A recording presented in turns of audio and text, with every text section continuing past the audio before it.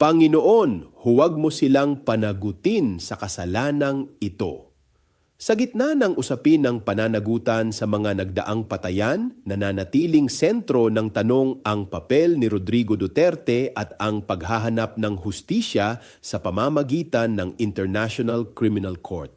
Habang may mga nananawagan ng katarungan, may mga pinipiling manahimik at may mga patuloy na nagsasalita sa kabila ng panganib. Sa gawa, sinabi ni Esteban, "Lord, do not hold this sin against them." Sa gitna ng karahasan, nanindigan siya sa katotohanan kahit may kapalit. Ang katotohanan ay hindi laging komportable.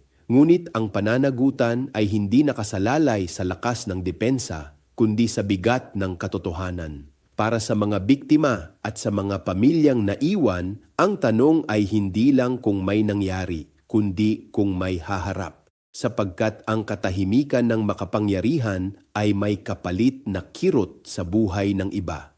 Kung si Esteban ay nanindigan hanggang wakas, ang tanong sa atin ngayon, sa harap ng panawagan ng hustisya, sino ang magsasalita at sino ang pipiling manahimik? Ako si Bishop Tonyo, obispong migrante sa Europa, at ito ang pagninilay ng bayan dito sa Damdaming Makabayan. Hanggang sa muli.